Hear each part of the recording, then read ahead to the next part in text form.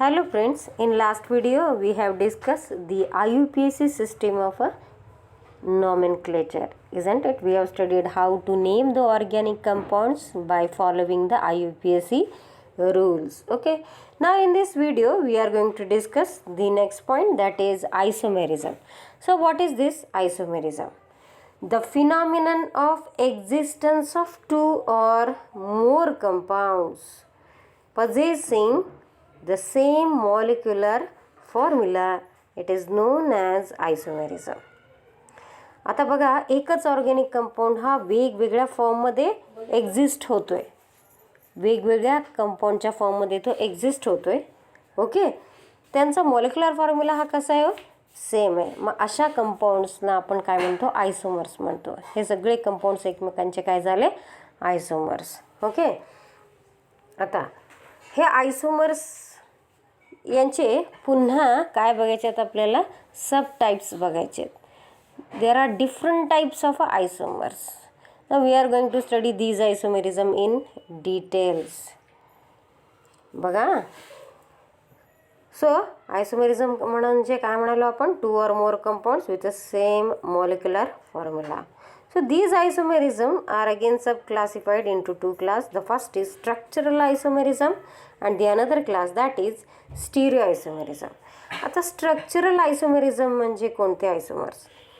Here the two or more compounds with same molecular formula but different structural formula. असे दोन organic compounds आहेत की ज्यांचा molecular formula same आहे पण त्यांचा स्ट्रक्चरल फॉर्म्युला म्हणजे त्यांचं स्ट्रक्चर जे आहे ते कसं आहे, वेगळं आहे. त्यांना आपण काय म्हणतो मग, स्ट्रक्चरल आयसोमेरिझम. सेकंड काय सांगितलं आपण, सेकंड क्लास कुठला, स्टिरिओ आयसोमेरिझम. आता स्टिरिओ आयसोमेरिझम म्हणजे काय, it is the phenomenon of the compounds of organic compounds where two or more compounds with same structural formula but different spatial arrangement of groups. आता याच्यात काय होतं आहे बघा, की ऑर्गॅनिक कंपाऊंड्स असे ऑर्गॅनिक कंपाऊंड्स आहेत की ज्यांचं स्ट्रक्चरसुद्धा कसं आहे, सारखंच आहे. मग वेगळं काय आहे तर special arrangement of the atoms, it is different. For example आता 3 डायमेन्शनचा जर विचार केला तर सपोज मिथेन मॉलिक्यूल असू दे किंवा इथेन असेल, एका कार्बनला दुसरा CH3 जोडला आहे, बरोबर आहे की नाही, आणि त्या कार्बनला आणखीन 3 हायड्रोजन ॲटम जोडले गेलेत. मग तो मिथाईल ग्रुप हा कदाचित अबाव द प्लेन असेल, बरोबर आहे की नाही. राहिलेले 3 हायड्रोजन हे बिलो द प्लेन असतील किंवा 2 हायड्रोजन ऑन द प्लेन असतील, बरोबर आहे. म्हणजे त्यांची ही जी स्पेशल अरेंजमेंट आहे ॲटमची ही कशी आहे हो, वेगळी वेगळी आहे. मग त्यावेळी आपण त्यांना काय म्हणतो, स्टिरिओ आयसोमर्स. आता या स्टिरिओ आयसोमरचे पुन्हा 2 प्रकार आहेत, एक geometrical isomerism and the second one is a optical isomerism. आता इथे आपण इन डिटेल स्ट्रक्चरल आयसोमेरिझमचे प्रकार शिकणार आहोत. स्ट्रक्चरल आयसोमेरिझमचे कोणते प्रकार आहेत बघा, chain isomerism, position isomerism, functional group isomerism and metamerism and the last one is a tautomerism. बघा, पुन्हा एकदा बघतोय आपण. Here the structural isomerism, these are again classified into different classes. The first, chain isomerism, position isomerism, functional group isomerism, metamerism, and the last one is a tautomerism. जे stereo आयसोमेरिझमचे 2 प्रकार बघितले त्याच्यामध्ये आपण खूप डिटेल जाणार नाही आहोत. जॉमेट्रिकल आयसोमेरिझम आणि ऑप्टिकल आयसोमेरिझम याचा विचार आपण नंतर करूयात. ओके, आता स्ट्रक्चरल आयसोमेरिझममधला पहिला प्रकार म्हणजे चेन आयसोमेरिझम. स्ट्रक्चरल आयसोमेरिझमच्या खाली हा प्रकार येतो म्हणजे नक्कीच असे 2 ऑर्गॅनिक कंपाऊंड्स की ज्यांचा मॉलिक्युलर फॉर्म्युला परत सेम पण त्यांचं स्ट्रक्चर डिफरंट आहे. स्ट्रक्चर वेगळं आहे म्हणजे नेमकं कोणत्या दृष्टीनं त्याचं स्ट्रक्चर वेगळं आहे, ओके, कोणत्या बेसिसनं ते वेगळे दिसतात, त्यांचं स्ट्रक्चर वेगळं दिसतं. तर त्यांच्यामध्ये जी कार्बन स्केलेटन आहे ती कशी आहे, वेगळी आहे. Chain isomerism different carbon skeleton, that is equal carbon atoms but chain length is different. असे दोन कंपाऊंड्स की त्यांच्यातले कार्बन ॲटम, हायड्रोजन सगळे कसे आहेत, तो सारखे आहेत, पण त्यांची जी कार्बनची चेनची जी लेंथ आहे ती कशी आहे, वेगळी वेगळी आहे. त्यांना काय म्हणतो मग आपण, चेन आयसोमेरिझम. चेन आयसोमर्स म्हणतो. त्यांना काय म्हणतो आपण, ते दोघं ऑर्गॅनिक कंपाऊंड्स एकमेकांचे चेन आयसोमर्स. ही फिनॉमिनन त्या कंपाऊंडकडनं दाखवली जाते, त्या प्रोसेसला आपण काय म्हणतो, चेन आयसोमेरिझम. ओके. आता बघा इथे एक्झाम्पल बघा, ब्युटेन घेतलं आहे, साधा ब्युटेन, एन ब्युटेन आहे, या CH3 CH2 CH2 CH3. याचं नाव काय आहे, एन ब्युटेन. 1 2 3 4 स्ट्रेट चेन दाखवली आहे 4 कार्बन ॲटमची. तोच कंपाऊंड खाली लिहिला आहे बघा, खालच्या कंपाऊंडमध्ये इथे सुद्धा टोटल कार्बन ॲटम किती आहेत, तो 4च आहेत, पण लिहिताना कसं लिहिलं आहे, 3 कार्बन ॲटम स्ट्रेट चेनमध्ये आणि 1 कार्बन मधल्या कार्बनला खाली आपण लिहिलेलं दाखवलं आहे CH3 ग्रुप लिहून. बघा मोजा या कंपाऊंडमधले कार्बन किती आहेत, तर 4. हायड्रोजन किती आहेत, तर 10. वरच्या ब्युटेनमध्ये जे लिहिलेलं आहे आपण त्याच्यामध्ये पण कार्बन किती आहे, तो 4 आणि हायड्रोजन किती आहे, 10. म्हणजे या दोन्ही कंपाऊंडचा मॉलिक्युलर फॉर्म्युला काय आहे, सेम आहे, C4H10. Total carbon 4, hydrogen 10. म्हणजे या दोन्ही कंपाऊंडचा मॉलिक्युलर फॉर्म्युला सेम. आपण आत्ता बघितलं आयसोमेरिझम म्हणजे काय सांगितलं आत्ता आपण, की त्या दोन्हीही कंपाऊंडचं मॉलिक्युलर फॉर्म्युला म्हणजे number of carbon atoms, number of hydrogen are same. बरोबर आहे की नाही, म्हणजे मॉलिक्युलर फॉर्म्युला दोघांचा सेम. मग काय वेगळं दिसतं त्याच्यामध्ये, ती कार्बनची जी चेन लेंथ आहे ती फक्त वेगळी. वरती 4 कार्बन ॲटमची स्ट्रेट चेन आहे, खालच्या कंपाऊंडमध्ये 3 कार्बन ॲटमची स्ट्रेट चेन आहे. Understood. So these are chain isomers. आता नंतरचा प्रकार बघतोय आपण, पोझिशन आयसोमेरिझम. आता पोझिशन आयसोमेरिझम म्हणजे काय, नावावरून असं लक्षात येतं की काहीतरी पोझिशन वेगळी आहे. बरोबर. मग नक्की पोझिशन कशाची वेगळी आहे, so different positions of the same functional group, the same skeleton. बघा काय सांगितलं, पोझिशन आयसोमेरिझम म्हणजे काय, की इथं पोझिशन फंक्शनल ग्रुपची कशी आहे, वेगळी आहे. सिमिलर स्केलेटन, कार्बनच्या सेम स्केलेटनवरती किंवा सेम चेन लेंथच्या कार्बनवरती फक्त फंक्शनल ग्रुपची पोझिशन काय झालेली असते, बदललेली असते. असे 2 ऑर्गॅनिक कंपाऊंड्स ज्यांचा मॉलिक्युलर फॉर्म्युला मात्र परत कसा असतो, सेम असतो. म्हणजे बदल कशात आहे, काय वेगळं आहे इथं, position of a functional group, it is different. बघा एक्झाम्पल कुठलं इथं आहे, ब्यूट2इन म्हटलेलं आहे. आता ब्यूट2इन कसं लिहायचं आपल्याला लक्षात येईल, सेकंड कार्बनच्या नंतर डबल बॉन्ड असणार आहे, कारण EN लिहिलं आहे आपण. ब्युटीन आहे म्हटल्यानंतर टोटल 4 कार्बन ॲटम. बरोबर आहे. मग इथे लिहिलं आहे बघा, butene CH3 CH double bond CH single bond CH3. Okay. म्हणजे इथं मी राईटनं नंबरिंग करू दे किंवा लेफ्टनं, काय दिसतंय आपल्याला की सेकंड कार्बनच्या नंतरच डबल बॉन्ड आहे, म्हणून याचं नाव आहे ब्यूट2इन. मग त्याच्या खाली एक कंपाऊंड लिहिलं आहे मी बघा, त्याच्यात पण टोटल 4 कार्बन ॲटमच दिसतात मला इथे. बरोबर आहे. पण डबल बॉन्डची पोझिशन मात्र इथं बदलली आहे. इथं मात्र डबल बॉन्डची पोझिशन ही फर्स्ट कार्बन ॲटमच्या नंतरच आहे. बरोबर आहे, दिसते तुम्हाला. फर्स्ट कार्बनच्या नंतर असं का म्हणाले मी, कारण नंबरिंग मी कुठून सुरू केलं तर लेफ्ट कार्बन ॲटमपासून, जेणेकरून डबल बॉन्डला लोवेस्ट नंबर आला पाहिजे. बरोबर आहे ना. CH2 double bond CH single bond CH2 single bond CH3. हा कुठला कंपाऊंड आहे मग, ब्यूट1इन. हो ना, शिकलो आहेत ना आपण. 1 2 3 4 कार्बन ॲटम, डबल बॉन्ड म्हणजे ब्यूटीन, पण आपल्याला डबल बॉन्डची पोझिशन सांगायची असते. सो दिस इज ब्यूट1इन. म्हणजे ब्यूट1इन आणि ब्यूट2इन हे दोघं एकमेकांचे काय झाले हो, फंक्शनल आयसोमर्स झाले. बरोबर आहे की नाही, कारण दोघांचाही मॉलिक्युलर फॉर्म्युला सेम आहे, C4H8. बरोबर आहे.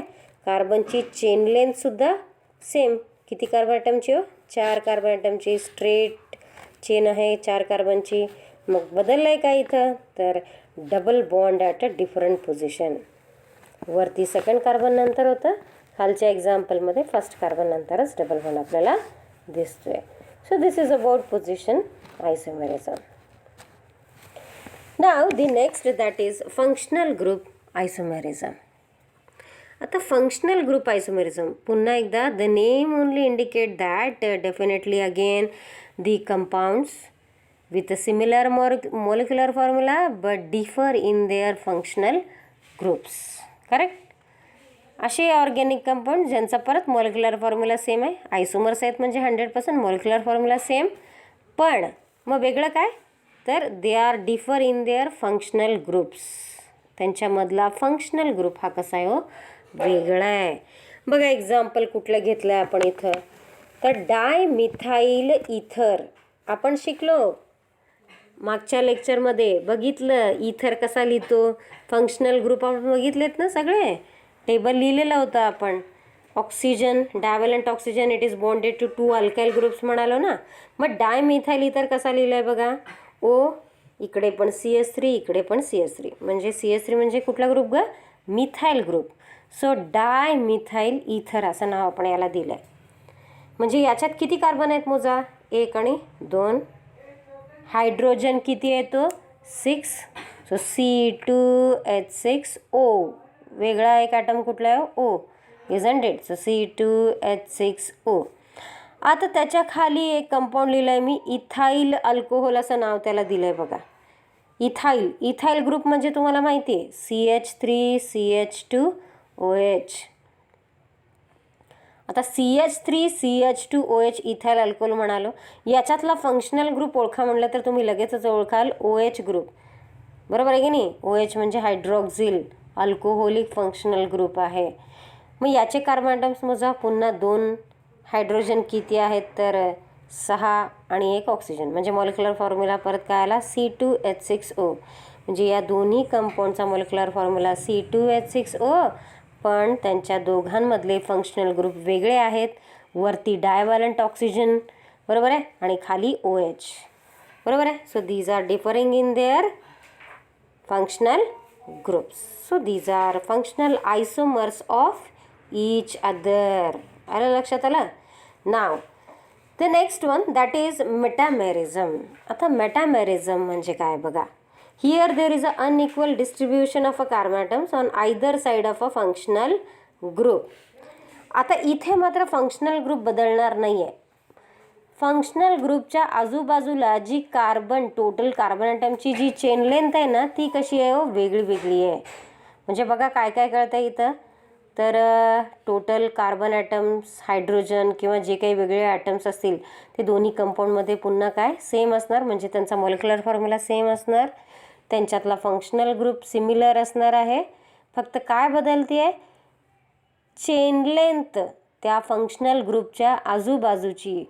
हो की नाही? म्हणजे distribution of carbon atom it is different on either side of the functional group. आता नेमकं काय बघा. एक्झाम्पलवरून जास्त क्लिअर होईल आपल्याला. एक्झाम्पल घेतलं आपण इथॉक्झी इथेन. आता इथॉक्झी इथेनचं कॉमन नेम काय आहे बघा? डाय इथाईल इथर. मग असे डाय मिथाईल इथर बघितलं ना, तसं हे डाय इथाईल इथर. दोन्ही बाजूला C2H5 ग्रुप आणि मध्ये O.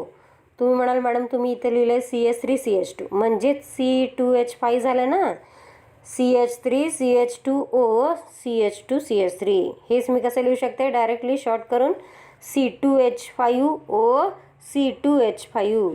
सगळं एकत्रित करून लिहून टाकलं. कार्बन 2 हायड्रोजन 5 परत O. इथले कार्बन 2 हायड्रोजन 5 म्हणजे C2H5O C2H5. याचं नाव काय झालं मग? डाय इथाईल इथर. खाली कुठला कंपाऊंड लिहिला आहे बघा? Methoxy propane. आता हा कसा लिहिला? मिथॉक्झी. याचं कॉमन नेम आहे मिथाईल प्रोपाईल इथर. म्हणजे ऑक्सिजनच्या एका बाजूला मिथाईल ग्रुप आणि एका बाजूला प्रोपाईल ग्रुप. याचं IUPAC नाव दिलं आहे मिथॉक्झी प्रोपेन. बघा इथं तुमच्या लक्षात येत असेल की याचंही कार्बन ॲटम्स टोटल नंबर हे दोन्ही कंपाऊंडमध्ये कार्बन 4 हायड्रोजन 10 ऑक्सिजन 1 बरोबर आहे का?